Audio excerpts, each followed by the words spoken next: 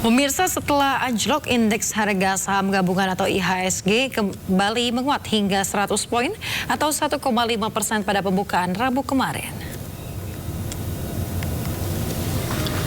Indeks harga saham gabungan atau IHSG berhasil menguat pada perdagangan sesi 1 pada Rabu kemarin.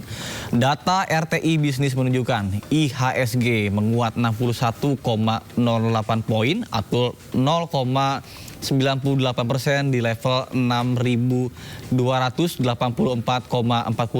pada penutupan sesi 1 pukul 12.00 waktu Indonesia Barat.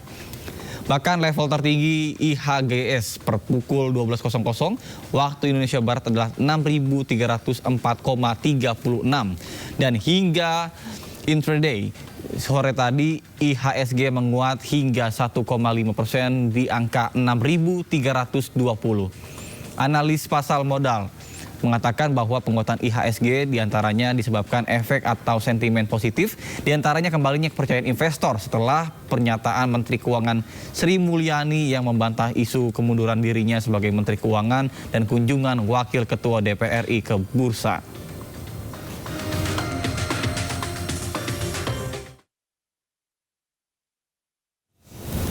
Pemirsa, pemerintah merespon koreksi dalam IHSG dengan memastikan pengelolaan APBN dilakukan secara kredibel guna mendukung kepercayaan investor. Menteri Keuangan juga memastikan jalannya APBN transparan hingga dapat mendorong transparansi yang kuat dari emiten BUMN maupun swasta. Indeks harga saham gabungan atau IHSG sempat anjlok hingga 6% pada sesi pertama hari Selasa 18 Maret 2025.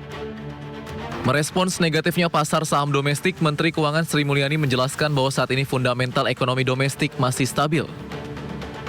Menteri Keuangan memastikan kepercayaan investor surat berharga negara dapat terjaga sekalipun IHSG sempat goyah. Selain itu, Sri Mulyani menyebut saat ini penerimaan pajak terus membaik di mana penerimaan bruto APBN tumbuh 6,6% pada Maret 2025. Selain menjelaskan masih kuatnya fundamental ekonomi dalam negeri, Menteri Keuangan Sri Mulyani juga memastikan pengelolaan APBN dilakukan secara kredibel dan transparan. Untuk itu, pemerintah menghimbau emiten BUMN maupun swasta tetap mengedepankan transparansi kepada calon investor. Tegaskan saya mengelola APBN dan bersama-sama dengan tim Kementerian Keuangan terus menjaga keuangan negara. Kami ada di sini, kami bertanggung jawab, kami terus menjaga keuangan negara sebagai instrumen yang sungguh luar biasa penting bagi pencapaian tujuan-tujuan pembangunan yang sudah disampaikan oleh Presiden Prabowo dan juga di dalam menjaga kepercayaan masyarakat. Itu tanggung jawab dan tugas kami. Kami tetap berdiri teguh untuk bekerja fokus mengelola APBN. Itu ya. Dengan neraca perdagangan yang positif di tengah cerita yang saya sampaikan waktu minggu lalu ya, dunia itu lagi gonjang. Semua negara sedang membuat barrier atau halangan untuk trade dengan menaikkan tarif. Kemudian banyak membuat lembaga-lembaga internasional membuat prediksi ekonomi melemah. Di tengah hal tersebut, naiknya tarif yang sangat tinggi, proyeksi perlemahan, Indonesia masih mampu menjaga trade surplus 58 bulan secara berturut-turut. Bahkan angka Februari lebih tinggi year on year sebesar 2,28 billion mencapai 3,12 miliar. Sebelumnya PT Bursa Efek Indonesia telah menginformasikan bahwa pada Selasa 18 Maret 2025 telah terjadi pembekuan sementara perdagangan atau trading hold sistem perdagangan di PT Bursa Efek Indonesia pada pukul 11:19 waktu Jakarta. Hal tersebut dipicu penurunan indeks harga saham gabungan yang mencapai 5% sebelum penutupan sesi pertama.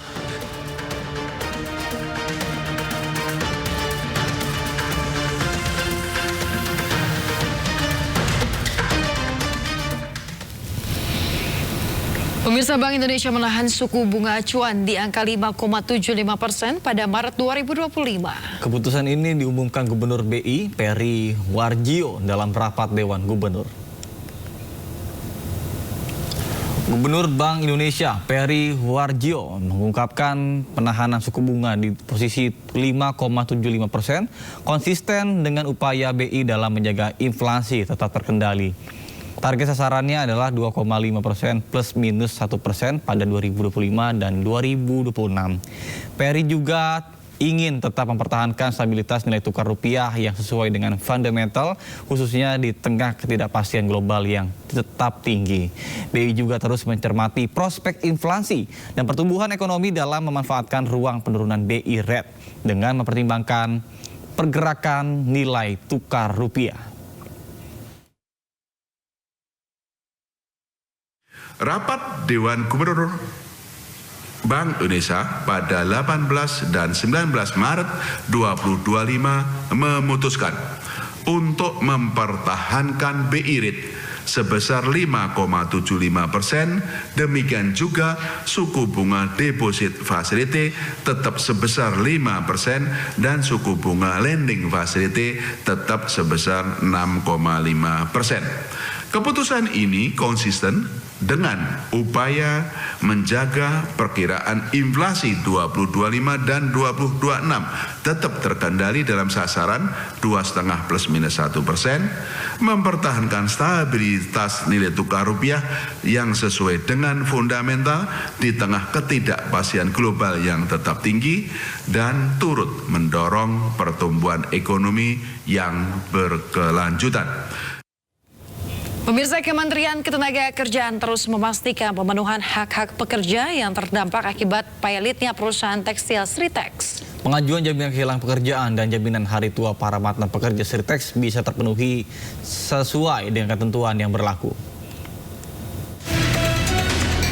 Pemerintah melalui Kementerian Ketenagakerjaan terus memastikan pemenuhan hak-hak pekerja yang terdampak akibat pilotnya Sritex Group. Saat melakukan kunjungan langsung ke PT Sri Rejeki Isman Tbk atau Sritex, Menteri Ketenagakerjaan Yassi-Erli memastikan seluruh hak mantan pekerja Sritex seperti pengajuan jaminan kehilangan pekerjaan dan jaminan hari tua bisa terpenuhi sesuai ketentuan yang berlaku. Yassi-Erli juga memastikan seluruh proses berjalan dengan baik dan kondusif berkat kerjasama antar berbagai pihak, termasuk serikat pekerja dan serikat buruh. Saya sangat mengapresiasi semua pihak yang telah bergerak cepat membantu bagaimana ex-pekerja Sritex Group terutama dalam proses klaim jaminan hari tua atau JHT, jaminan kehilangan pekerjaan JKP, dan jaminan kesehatan. Dan alhamdulillah progresnya sudah hampir mendekati 100% tadi. PT Sri Rejeki Isman Tbk atau Sritex resmi berhenti beroperasi pada 1 Maret 2025 setelah dinyatakan pilot oleh Pengadilan Negeri Niaga Semarang pada Oktober 2024. Akibatnya lebih dari 10.000 karyawan terkena PHK.